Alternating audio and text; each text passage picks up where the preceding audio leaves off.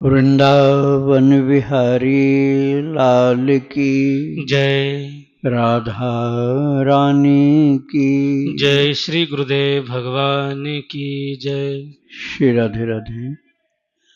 भक्ति प्रश्नोत्तरी कार्यक्रम प्रारंभ किया जा रहा है। आइए हम भक्ति संबंधित प्रश्नों को श्रवण करें। श्री राधे राधे गुरु जी, आपके श्री चरणों में कोटि कोटि दंडवत प्रणाम। दिल्ली से गुरु जी, इनका प्रश्न है, महाराज जी आने वाले 5 दिनों की, जैसे धनतेरस से लेकर भाई दूज तक की पर्व जो हैं उनकी विधि परंपरा एवं उनकी क्या पद्धति है और उनके बारे में कृपया बताने की, मार्गदर्शन करने की कृपा करें। देखो, सार बात मैं कहूँ तो बस यही है कि खूब रात दिन जप करो, भक्तों का संतों का चरित्र सुनो, ये सार बात है। और व्यवहार में जो ले आते हैं वो बातें थोड़ी अलग होती हैं। अब व्यवहार में क्या कहते हैं, धनतेरस के दिन खूब धन अर्जन करो, जबकि वो बात है ही नहीं।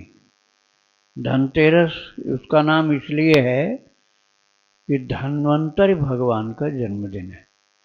अब धन्वंतरि भगवान का जन्म होने से धन्वंतरि तेरस हुई, त्रयोदशी धन्वंतरि भगवान की। अब धन्वंतरि की जगह धन उसका अर्थ लगा लिया लोगों ने। धन्वंतरि तो आयुर्वेद के जनक हैं, भगवान के ही अवतार हैं। तो लोग समझते उस दिन खूब खरीदो, सोना चांदी खरीदो, कुछ ऐसी चीज, जबकि यह अर्थ है ही नहीं। आयुर्वेद का जन्मदिन है, धन्वंतरि भगवान का जन्मदिन है, ये है धन्वंतरि जयंती है और धनतेरस संक्षिप्त नाम।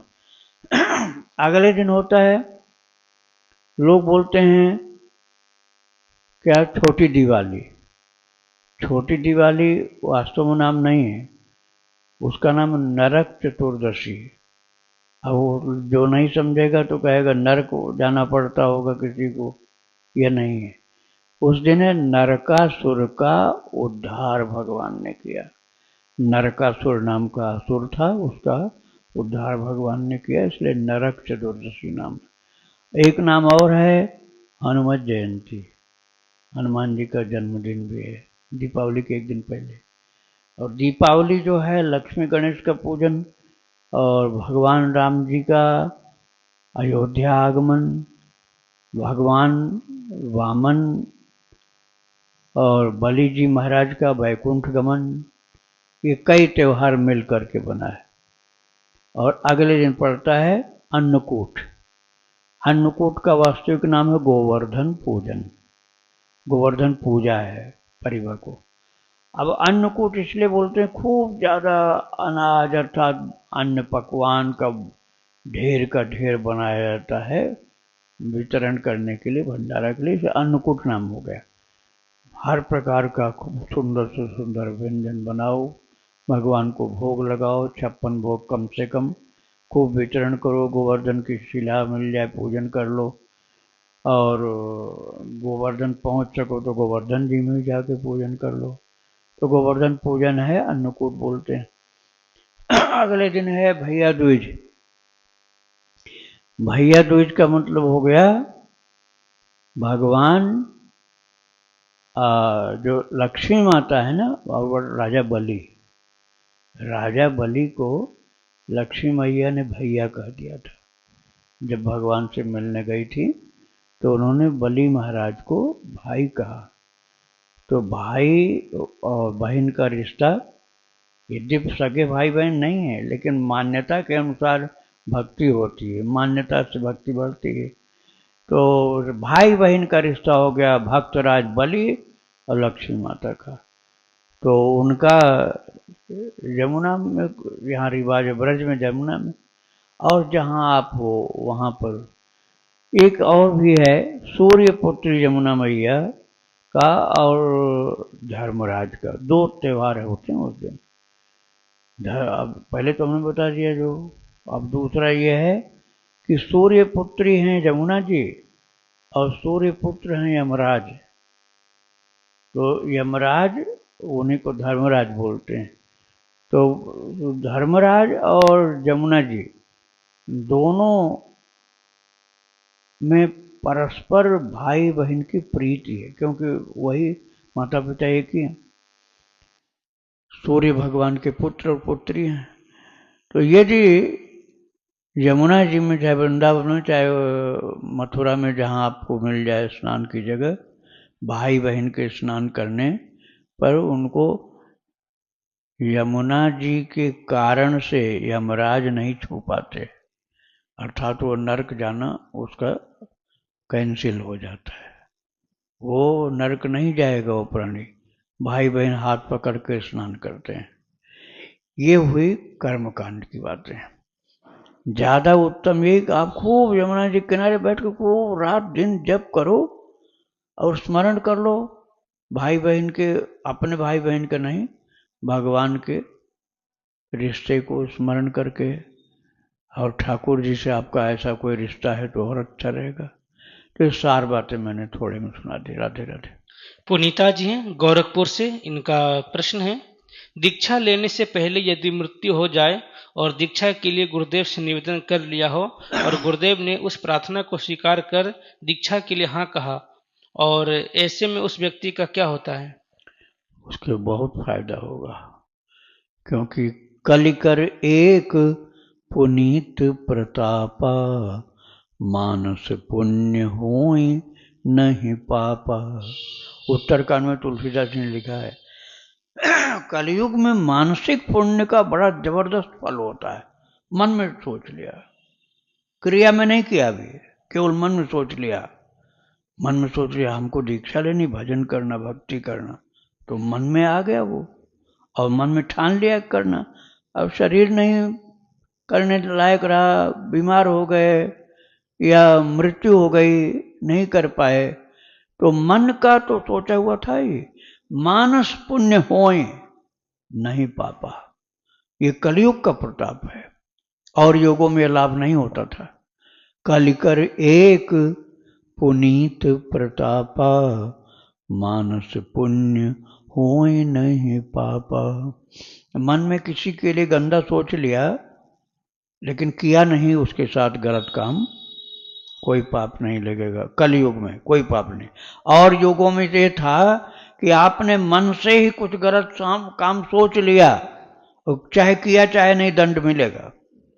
लेकिन कलयुग में यह है कि बिना शरीर से वो अपराध किए दंड नहीं मिलता, मन में सोचते रहो, किंतु सोचते सोचते गलत चिंतन न हो जाए, इसलिए सोचना नहीं चाहिए। और यदि आपने अच्छा सोचा है मन से, वो क्रियान्वित तो नहीं हो पाया, तो करने का लाभ आपको मिल जाएगा। आपको दीक्षा, जैसे दीक्षा की बात पूछा है किसी ने, तो दीक्षा नहीं ले पाए लेकिन मन में पक्का निश्चय था कि दीक्षा लेनी है। अब आप समझ जाओ कि आप कर नहीं पाए जरूर, लेकिन निर्णय मानसिक था पक्का, तो उसका लाभ मिलेगा। और मानसिक दीक्षा हो चुकी उसकी मानसिक दीक्षा हो गई। अब जो वो भजन कर रहा है, जिसको गुरु मन से मान लिया है, उसके गुरुदेव हो गए वो। तो ये लाभ बहुत बड़ा लाभ है। राधे राधे। इनका दूसरा प्रश्न है, क्या मनसा पाप लगता है? शारीरिक मानसिक उत्पीड़न के वजह से मन से पाप हो गया, तो ऐसे में क्या करना चाहिए? क्या शारीरिक मानसिक शोषण को सहन कर सब कुछ भगवान पर छोड़ देना चाहिए? हाँ, ऐसा कर पाओ तब तो बहुत ही समझदारी की बात है। भक्ति का मार्ग है, क्षमाशीलता इसको बोलते हैं, क्षमाशील हो जाना। लेकिन मानसिक अपराध कोई बना है तो कलयुग में दंड नहीं मिलेगा। तो इसलिए आप अपना सुधार बहुत जल्दी कर सकते हो, बिना दंड भोगे ही भगवान से क्षमा मांग लो, उसी से काम चल जाएगा। राधे राधे। मूर्ति शर्मा जी हैं, इनका प्रश्न है, आदरणीय गुरु जी, आपको कोटि कोटि प्रणाम।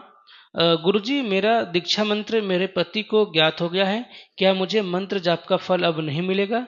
अब मुझे क्या करना चाहिए? नहीं, ऐसा नहीं है, फल आपको मिलेगा।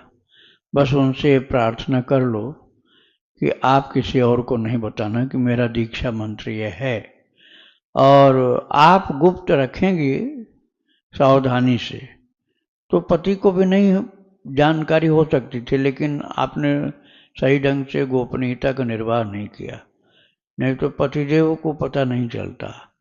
उन्होंने चतुराई से जान लिया चलो कोई बात नहीं, पति ही हैं, वो कोई बाहरी लोग तो हैं नहीं, तो आगे और किसी को नहीं बताना, आपको भजन का पूरा फल मिलेगा, कुछ भी गड़बड़ नहीं होगा।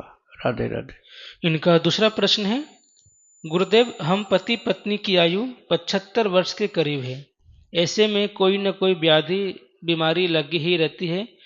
डॉक्टर कभी कभी ऐसी दवाई बता देते हैं जो हमारे भजन के लिए निषेध है पर स्वास्थ्य के लिए जरूरी।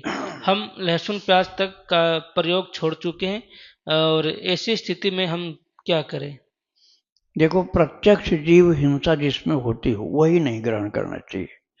जैसे किसी ने बता दिया, मूर्खतापूर्ण बहुत बातें होती हैं, लेकिन हमने सुना ऐसा कि कबूतर मार करके खाओ, ऐसे ऐसे बात बोल देते हैं।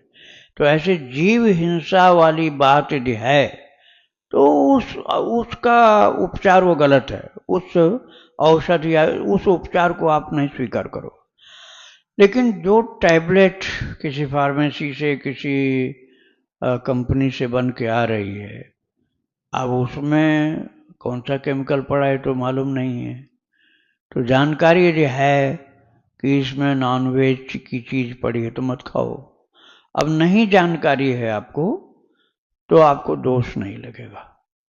आपको जो उस पर चौकोर निशान बना रहता है, जो बोतल, शीशी, डिब्बा और स्ट्रिप होती है ना, टैबलेट्स का जो पत्ता होता है, उस पर एक चौकोर सा निशान बना रहता है। उस चौकोर निशान के बीच में या तो ग्रीन गोला बना रहता है या रेड, हरा या लाल गोला बना रहता है। तो ये जो गोला जो बना हुआ है रेड है, लाल है, तो समझ लो मांसाहारी चीज पड़ी है इसमें। और ये जो ग्रीन बना हुआ गोला हरा हरा, तो समझ लो शाकाहारी, ये वेजिटेरियन के लिए और नॉन वेजिटेरियन के लिए। लाल वाला नॉन वेजिटेरियन, नॉन वेज वालों के लिए। तो ये जो लाल बना हुआ है तो नहीं लेना चाहिए। जो मांसाहारी वो लोग लेते हैं, लेकिन अपने भक्तों, साधकों को, भक्तों को नहीं लेना चाहिए। श्री राधे राधे।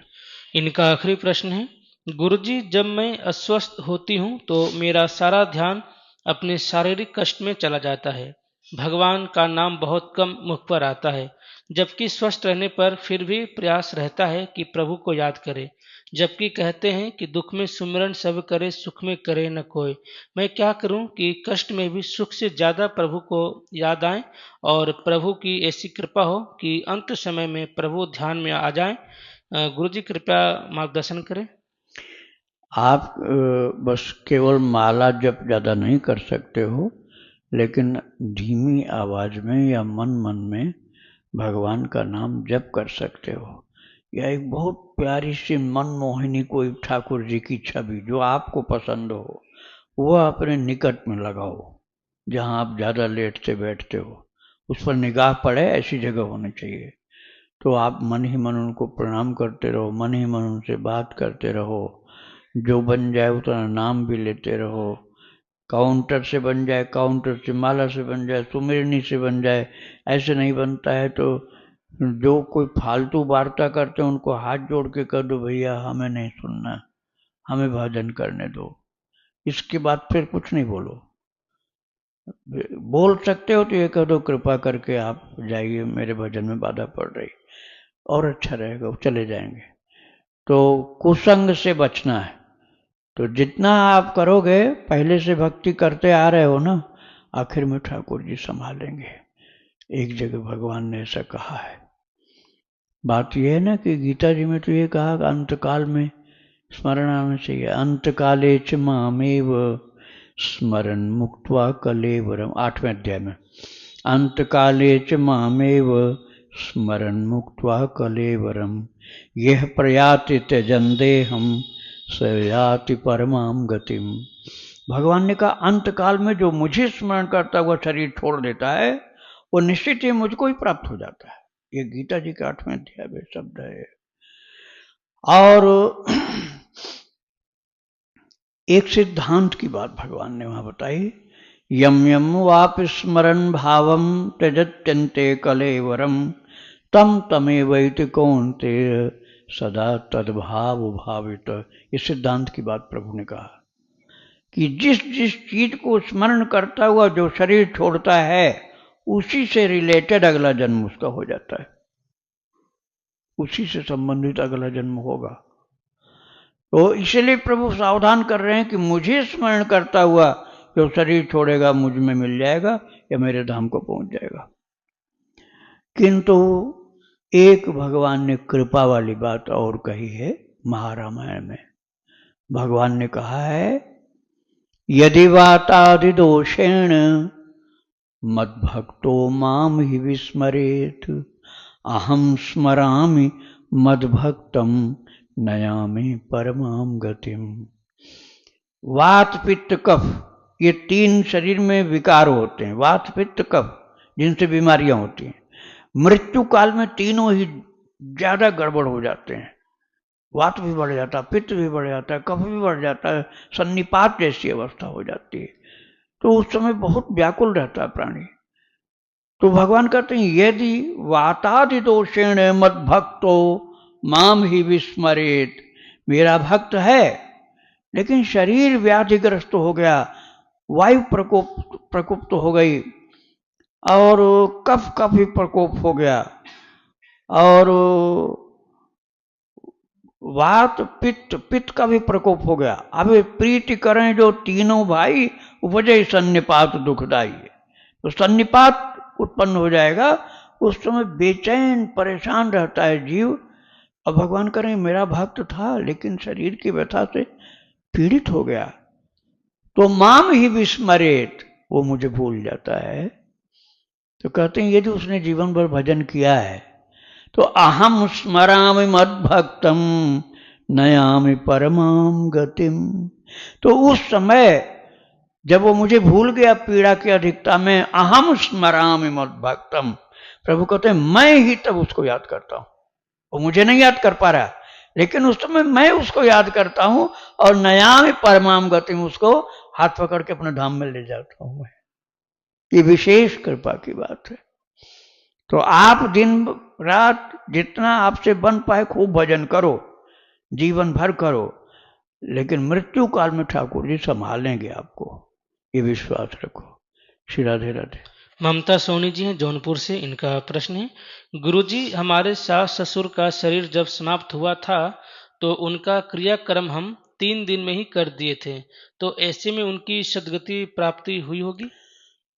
कर्मकांड के विधान के अनुसार भले वो ठीक नहीं है, लेकिन आपने अपने सामर्थ्य और अपनी जानकारी के अनुसार जो किया है, चलो उसमें जो कुछ कमी रह गई तो मंत्रतः तंत्रतः छिद्र देश कालार्ह वस्तुतः सर्वम करोति निश्छिद्रम नाम संकीर्तनम हरे।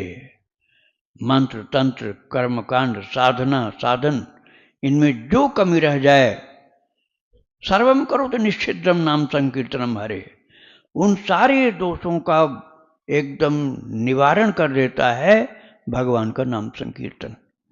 तो आपने यदि कीर्तन करा दिया तो सब विधि संपन्न हो गई, और नहीं उस समय कराया तो अब से कराओ।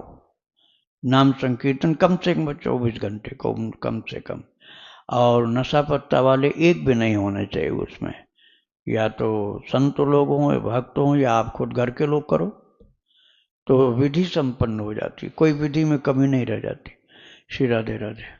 नमिता जी हैं दिल्ली से, इनका प्रश्न है क्या एक वैष्णव और कृष्ण भक्त के लिए अहोई अष्टमी करना अनिवार्य है? जब हमारे ठाकुर जी सर्वसमर्थ हैं तो हम किसी और देवी देवता से क्यों अपने बच्चों के सुख समृद्धि और स्वास्थ्य मांगे? कृपया मार्गदर्शन करें। भाई जिसको ज्ञान होता है ना, वो तो कुछ भगवान से मांगता ही नहीं, कुछ नहीं मांगता, क्योंकि भगवान हमसे लाखों गुना ज्यादा, हमसे ज्यादा हितैषी हैं हमारे बच्चों के। हम बच्चों के हित के लिए करते हैं, और बच्चों के हित जितना हम कर सकते हैं उससे ज्यादा भगवान करते हैं। उनसे बड़ा हितैषी कोई नहीं। आओ सर्वज्ञ है वो, हम तो अल्पज्ञ प्राणी। तो भगवान पर यदि विश्वास है और भक्ति करते हो तो जरूरत नहीं कुछ। अब जिनको भगवान पर भरोसा नहीं है वो तो बच्चों के लिए रात दिन चिंतित रहते हैं, और भक्ति कम करते हैं, परिवार की चिंता ज्यादा उनको रहती।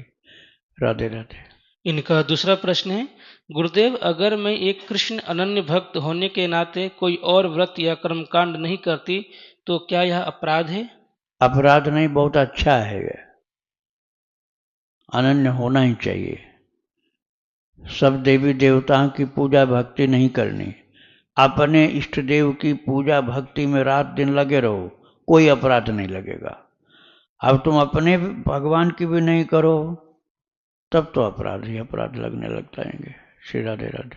कंचन जी हैं, इनका प्रश्न है, मुझे अब केवल कृष्ण नाम ही अच्छा लगता है, केवल कृष्ण भजन ही अच्छे लगते हैं, कृष्ण की बातें, कृष्ण की कथाएं, बस सब कृष्ण का, जो भी कृष्ण से जुड़ा है वो बहुत प्यारा लगता है।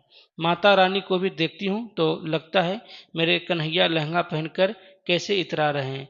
हे गुरुदेव, अब कृपया वे उपाय बताइए जिससे मैं कृष्ण प्रेम मेरी आत्मा में हमेशा के लिए बस जाए। मैं बस उनसे प्रेम करना चाहती हूँ और चाहती हूँ कि मेरा मन केवल कृष्ण में ही लगे। सांसारिक संबंधों के प्रति अपनी जिम्मेदारियां निभाऊं, लेकिन मेरे मन में उनके लिए मोह ना बढ़ने पाए। मोह भी कृष्ण से, प्रेम भी कृष्ण से, आसक्ति भी कृष्ण से, सब कुछ कृष्ण से ही हो। गुरुदेव मुझ अंकिंचन पर कृपा करें। हाँ, आप सावधानी से सुनो, मैं बता रहा हूँ आपको। एक तो है जो हर संडे को भक्ति आश्रम चैनल पर यूट्यूब में आता, हर संडे को आता है, रसोपासना। उस पर हेडलाइन रहती है रसोपासना। उसको अकेले में बैठकर शांति से सुनो। आजकल उसमें चल रहा है गोपियों का कन्हैया, ये शीर्षक चल रहा है। इसके पहले था सख्य भाव। तो आप इसको हर संडे को सुनेंगे और रोजाना, संडे के अलावा रोजाना भक्तों का चरित्र भक्ति आश्रम चैनल निकालो यूट्यूब में, उसको सुनो। अभी आपने ज़्यादा नहीं सुना है तो उसके वीडियोज पर पॉपुलर में जाओ, और पॉपुलर वाला बहुत ज़्यादा लोगों को प्रिय है, भक्तों को। उसको पॉपुलर वाले जितने सब सुनो आप, तो आपका मन इतना कृष्ण में रम जाएगा कि कृष्ण के प्रेमी सच्चे हो ही जाओगे। नाम जब इसका सहयोगी है, वो चरित्र सुनने से तो प्रेम होगा किंतु नाम जप भी खूब करना, आपको खान पान शुद्ध रखना, कुसंग से बचना है। राधे राधे। योगेंद्र जी हैं गुड़गांव से, इनका प्रश्न है, गुरुदेव एक संशय कृपा दूर करें। तुलसीदास जी ने कृपा करके कहा है कि संत संगति दुर्लभ संसारा, निमिष दंड भरी एकौ बारा। और भी स्थानों पे लिखा है कि आधे क्षण का सत्संग भी दुर्लभ है। तो क्या हम टीवी इत्यादि साधनों के माध्यम से जो सत्संग सुन रहे हैं वह क्या सत्संग में ही आता है या कुछ और है? भक्ति प्रश्नोत्तरी को भी सत्संग ही माना जा सकता है या नहीं? हम सत्संग योग्य तो नहीं, पर कृपा करके हमें सत्संग सुनने के योग्य बनने का उपाय बताने की कृपा करें। सत्संग की कई कैटेगरी होती है। जो बात वहां कही गई है ना, वो भी सत्य है, और जो आप कह रहे हैं वो भी सत्य है। अंतर है दोनों में। एक तो ये है कि लंकिनी जो लंका के गेट पर पहरेदारी का काम करती थी, हनुमान जी को घुसने नहीं दे रही थी, तो मुठिका ताई महाकपि हनि, रुधिर बमत धरनी धन मनी, पुण्य संभारी उठी सो लंका। अब फिर संभाल के उठी, जब एक मुष्टिका मारा हनुमान जी, धरती पर गिर गई, खून की उल्टियां हो गई, फिर संभाल करके उठी और तब उसने कहा, प्रविश नगर की जय सब काजा, हृदय राखी कौशलपुर राजा, तात स्वर्ग अपवर्ग सुख, धरिय तुला एक अंग, ताहिन तोल सकल मिली, जो सुख लव सत्संग। ये किसने कहा? लंकिनी ने कहा, हनुमान जी से कहा। क्यों कहा? क्योंकि उसके जीवन में परिवर्तन हो गया। अभी वो हनुमान जी को खाने के लिए तैयार थी, अब उनकी चरण धूल ले रही है और कह रही है मुझे ज्ञान हो गया अपने जीवन का, क्योंकि जब मैं तप कर रही थी तो ब्रह्मा जी ने कहा था बिकल हो सितैं कप के मारे, तब जाने सु निश्चर संघारे। जब तू एक बंदर के मारने पर व्याकुल होकर गिर जाएगी तो समझना राक्षसों का अंत होने वाला। तो महाराज आप वही बंदर हैं, आपकी मुष्टिका से मैं गिर गई तो मैं समझ गई राक्षसों का अंत होने वाला और भगवान की शक्ति का आधिपत्य होने वाला।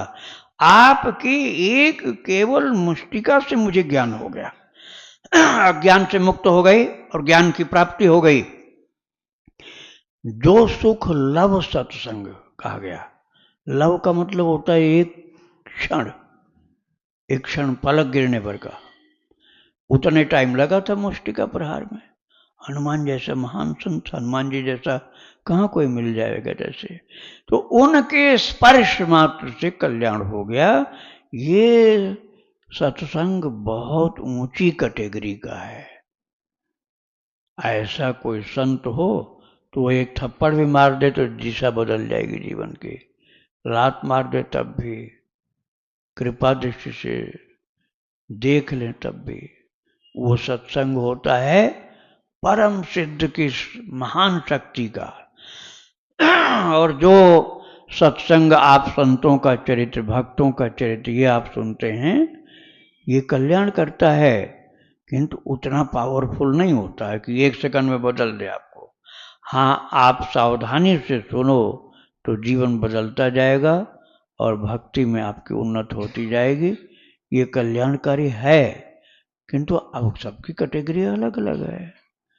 आप संतों की सेवा करो वो भी सत्संग है, संतों से प्रेम करो वो भी सत्संग है, उनकी बात मान लो वो भी सत्संग है, उनका चरित्र सुन लो, भगवान का चरित्र वो सुनाते हैं वो सुन लो, ये भी सत्संग है। तो आपको जो मिल पाए उसको आप अचीव करो। राधे राधे। सहारनपुर से गुरु जी, इनका प्रश्न है, पूजा हवन आदि में अम्बा, अंबिका, अंबालिका का नाम किन के लिए किया जाता है और क्यों? क्या वे वही महाभारत के पात्र हैं? कृपया मार्गदर्शन करें। नहीं नहीं, वो नहीं है, ये देवी के नाम हैं जो आप बोलते हो। वो तो राजा की पुत्रियों का नाम है, उनको नहीं पूजा में बोला जाता है। अरे आप ठाकुर जी का नाम बोलो, काहे कि 3 और 2 1 करोगे? सीधा भगवान का नाम बोलो जो तुम्हें प्रिय है, उसी से सब पूजा हो गई आपकी। कर्मकांड के चक्कर में ज्यादा मत पड़ो।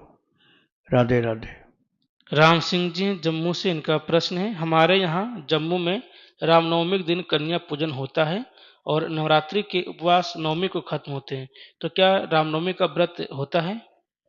रामनवमी का व्रत जो अयोध्या में पुराने संत लोग हैं वो पूरा 24 घंटा करते हैं, लेकिन अधिकतर अब ऐसा होता है कि राम जी का जन्म 12 बजे दिन में हो गया, मध्य दिवस अति शीत न घामा, पावन काल लोक विश्रामा। उस समय भगवान का जन्म हुआ मध्य दिवस में, बस व्रत पूरा हो गया, ठाकुर जी आ गए। अब काहे कि हम भूखे रहें, अब ठाकुर जी का भोग प्रसाद पाओ, तो बस आधे दिन का व्रत होता है वो। श्री राधे राधे। इनका दूसरा प्रश्न है, अगर नवरात्र में श्रीमद् भागवत का पाठ करना ही हो तो सप्ताह में कैसे पूरा होगा? यह तो बहुत बड़ा ग्रंथ है। तो नवरात्र 9 दिन का होता है भाई, सप्ताह क्यों करोगे आप? 9 दिन का करो। नवा सप्ताह जो किया था, परीक्षित के सामने संकट था, 7 दिन की आयु बची थी, इसलिए सप्ताह ही हो सकता था, लेकिन आपके सामने तो खुली छूट है। 9 दिन का नवरात्र है, 9 दिन करो पूरा, 9 विभाग कर लो, 335 अध्याय हैं भागवत जी में, 9 का विभाजन कर दो, बांट लो, उतना उतना रोजाना करते जाओ। राधे राधे। सूर्यांश दुबे जी हैं प्रयागराज से, इनका प्रश्न है, गुरुदेव मेरी एक दीदी जी हैं, उनकी शादी हो गई है, तो क्या वह तुलसी की माला से कृष्ण भगवान का नाम जप कर सकती हैं? और वह अभी लहसुन प्याज नहीं छोड़ी हैं, तो क्या वह तुलसी माला से जप कर सकती हैं या नहीं? और क्या तुलसी की माला गले में धारण कर सकती हैं सब समय में, पवित्र और अपवित्र अवस्था में भी? देखो, यदि आप कहोगे कि आप नहीं कर सकती हो तो उनकी हानि डबल है। एक हानि तो ये कि लहसुन प्याज खाती हैं, वो सात्विक नहीं, तामसिक भोजन है। दूसरी हानि है कि भगवान के भजन से भी वंचित हो गई हो। तो उनको तुलसी पहनाओ और उनसे जप भी करवाओ और कह दो कि कथा सुना करो, भगवान की भी भक्तों की भी। तो थोड़े दिन में लहसुन प्याज भी छूट जाएगा उनका और भक्ति पहले शुरू हो जाएगी। अच्छी भक्ति आगे चल के कुछ दिन बाद शुरू हो जाएगी। अभी मान लो बहुत उच्च कोट की भक्ति नहीं तो शुरुआत तो हो जाएगी। इसलिए उनको तुलसी माला पहनाओ, भगवान का भजन करवाओ। कहा थोड़े दिन के बाद जब प्रेम उत्पन्न होगा ना, भक्त चरित भगवंत चरित सुनते सुनते जब करते करते तो उनको खुद घृणा हो जाएगी लहसुन प्याज, वो छोड़ देंगे। श्री राधे राधे। इनका दूसरा प्रश्न है, क्या ऐसी कोई मान्यता है क्या कि सुहागिन स्त्रियों को तुलसी की माला पे जप नहीं करना चाहिए, उन्हें रुद्राक्ष की माला से जप करनी चाहिए? क्योंकि मेरी एक बुआ कह रही थी, इसी वजह से मेरी दीदी थोड़ी भ्रमित हो गई हैं। एकदम गलत है, एकदम झूठी बात है। रुद्राक्ष केवल उनके लिए होता है जो शिव उपासक हैं, जो शिव जी के उपासक हैं, उन्हीं के लिए। और विधवा या सधवा वाला कोई भी इसमें विचार नहीं होता तुलसी माला पहनने में, भगवान के भजन में, एकादशी व्रत में। इसमें कोई बात नहीं कि तुम पतिदेव हैं या नहीं हैं। आप ये मत सोचा करो, भगवान के भजन के लिए पूरा जीवन मिला है। अब आप सोचोगे कि नहीं अभी तो हमको करना नहीं चाहिए, तो बहुत गलत, किसी ने बहुत गलत राय दिया है, एकदम गलत है। सत्य कुछ भी इसमें नहीं। चाहे आप पति पत्नी दोनों हो, चाहे एक हो, चाहे विवाह नहीं हुआ हो, चाहे विधवा हो या सधवा हो, घर गृहस्थी परिवार हो, हर परिस्थिति में तुलसी की माला पहननी है, भजन करना है, ठाकुर जी की भक्ति करो। राधे राधे। पुष्पराज जी ललितपुर नेपाल से, इनका प्रश्न है, स्वामी जी सुना है कि कुत्ता को घर में रखना नहीं चाहिए, लेकिन किसी के घर हम जाएं जहां पर कुत्ता है जो घर के बाहर भी जाता हो, ऐसे में यदि वह या कोई और भी कुत्ता हमारे पैर को सूंघता है या छूता है तो क्या हमारा शरीर अशुद्ध हो जाता है, घर आकर नहाना पड़ता है, पूरे कपड़े बदलने पड़ते हैं? देखो ये स्थिति पर होता डिपेंड। और दत्तात्रेय जी महाराज के साथ 4 कुत्ता चलते हैं, दत्तात्रेय जी, लेकिन वो आपकी पोजीशन वो नहीं है। उनके साथ कुत्ता चलता है लेकिन वो अशुद्ध नहीं हो सकते हैं। वो तो अनुसुईया माता के बेटे हैं, अत्रि महाराज के पुत्र हैं और साक्षात विष्णु के अवतार हैं। उनकी बात अलग, उनकी नकल हम नहीं कर सकते। लेकिन कुत्ता बीमार है तो उसको भोजन जरूर दो, भूखा प्यासा है, रो रहा है, उसको खाने पीने का दो, घर के अंदर मत रखो, इतनी बात है। आप उसको मान लो छाया देना चाहते हो तो आप अपने घर के बाहर एक थोड़ी सी छाया शेल्टर बना दो, कुटिया बना दो, झोपड़ी बना दो, टीन शेड डाल दो, वहाँ आप उसको रहने दो, अपने घर के अंदर मत लाओ। घर के अंदर लाने से ये होगा कि आपके बिस्तर पर बैठेगा, वो बिस्तर पर बैठेगा, बच्चों के साथ खेलेगा, मुंह चाटेगा, आपका भी चाटेगा और बच्चों का भी मुंह चाटेगा।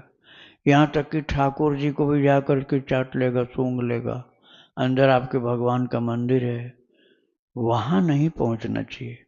कुत्ता ऐसा नहीं है कि उसको भोजन देना पाप है, भोजन देना पाप नहीं है, लेकिन उसको छूना, घर में रखना, बिस्तर पर रखना, ये गलत होता है। तो आप ऐसा करो कि जिनके घर में कुत्ते पाले जाते हैं वो जब बाहर मिलें तो खूब राधे राधे राम राम करो। उनके घर में जाने की जरूरत क्या है, इतना संसार से मोह बढ़ाने की आवश्यकता भी क्या है। उनसे कह दो कुत्ते से ही प्यार कर लो, हमसे मत करो भाई, मत मत जाओ उनके यहाँ, उनसे दूर से ही राधे राधे राम राम सीताराम बोल दो। और कुत्ता की सेवा नहीं करनी है इस भाव से कि अपने घर में लाकर रखेंगे।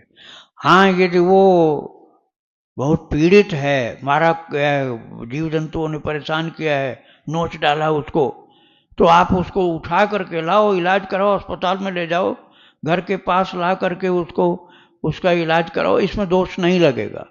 लेकिन जब स्वस्थ है कुत्ता तो घर में अपने परिवार के लोगों की तरह उसके रखने में वो संसर्ग दोष बहुत गलत होता है। राधे राधे। पल्लवी जी हैं लखनऊ से, आपसे दीक्षित है, इनका प्रश्न है। गुरुदेव दंडवत प्रणाम। गुरुदेव, हम सब परिवार जगन्नाथपुरी की दर्शन करने के लिए जा रहे हैं, जगन्नाथ जी की यात्रा के लिए।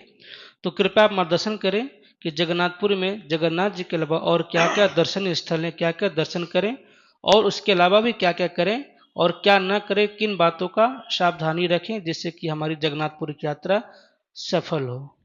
हाँ ठीक है। आप पहले जगन्नाथ भगवान के पास पहुंचने के पहले आप एक स्टेशन पड़ेगा साक्षी गोपाल, साक्षी गोपाल स्टेशन उतर जाना। वहाँ 2 मंदिर साक्षी गोपाल के नाम के हैं। एक तो रोड के पास है, खूब पंडा लोग वहाँ यात्री ले जाते हैं, लेकिन वास्तविक प्राचीन मंदिर जो साक्षी गोपाल भगवान वृंदावन से गए हैं वो गवाही देने के लिए, उनका चरित्र मैंने पूरा सुनाया यूट्यूब में। वो रोड के पास वो मंदिर नहीं, वो गलियों के भीतर है, तो वहाँ दर्शन जरूर करो। उसके बाद वहाँ जाओ, समुद्र में स्नान करो, हरिदास जी की समाधि है उनका दर्शन करो, बेड़ी माधव नहीं बेड़ी हनुमान जी, बेड़ी हनुमान जी हैं उनका दर्शन करो, और चंदन तालाब का दर्शन करो, और मुख्य दर्शन तो भगवान जगन्नाथ जी का है। आप यदि पहुंच सको तो जहाँ चैतन्य महाप्रभु जी विराजते थे उस जगह भी आप जा सकते हैं। वहाँ भगवान की लीलाएं बड़ी दुर्गम हुई हैं, बड़ी कष्टकारक भी, विरह व्यथा की लीलाएं हुई हैं। तो आप जितना आप दर्शन कर पाओ, रथ यात्रा जहाँ जहाँ जाती है वो दर्शन कर लो, और भगवान का प्रसाद जरूर लेना। और एक मिलता है चावल का प्रसाद, वो छोटी छोटी थैली सी होती है कपड़े की, उसके अंदर पैक करके मिलता है, तो वो एक दाना रोजाना खाना चाहिए। वैसे तो भोजन आपको मिलेगा, भोग लगा हुआ वहाँ मिलेगा, थोड़ा पैसा देना पड़ता है, तो वो आप लेकर के प्रसाद पाना। और घर के लिए वो छोटी छोटी थैलियों में सूखा चावल मिलता है, आप ले आना और एक दाना उसमें से खाना चाहिए। यदि यहाँ आने का कार्यक्रम भी बन रहा हो तो यहाँ मेरे लिए भी आप ला सकते हैं वो चावल जगन्नाथ भगवान का, वो छोटा सा जो कपड़े की थैली में रहता है। निर्माल्या बोलते हैं गुरुजी, हाँ निर्माल्या बोलते हैं उसको। हाँ, भोग लगा हुआ होता है वो, तो वो लाओगे तो और भी लोगों को वितरण करोगे तो पुण्य ज्यादा होगा। लेकिन नास्तिक व्यक्ति को मत देना, जिसकी श्रद्धा हो उसी को देना। श्री राधे राधे। गुरुजी, इसके अलावा और ऐसा क्या क्या करें जिससे कि धर्म सेवा भी हाथ से बन जाए, और बातों का सावधानी रखें जिससे कि यात्रा पूर्ण सफल हो। हाँ, बस वहाँ पर कोई होटल में नहीं खाओ, ऐसे जगह खाओ जहाँ पवित्रता विशेष हो। पवित्रता की चीज पहले जानकारी कर लो, संतों के प्रसाद पाओ, और जहाँ भगवान का प्रसाद कुछ पैसा देकर मिलता है मंदिर के पास, वहाँ से लेके प्रसाद पाओ। खान पान का शुद्धि, और कीर्तन जहाँ जहाँ होता, जैसे हरिदास जी की समाधि समुद्र के किनारे है, अखंड कीर्तन होता रहता, वहाँ जाओ। वहाँ चैतन्य महाप्रभु ने गोद में हरिदास जी को लेकर नृत्य किया था, बहुत पवित्र जगह है। वहाँ के रज में बैठ करके कीर्तन करना, प्रसादी भी लेना। श्री राधे राधे। गुरु जी, जैसे ब्रज भूमि की रज की महिमा है, वैसे जगन्नाथपुरी की भी रज ला सकते हैं। हाँ, रज की महिमा वहाँ भी है। वृंदावन बिहारी लाल की जय, राधा रानी की जय श्री गुरुदेव भगवान की जय। श्री राधे राधे।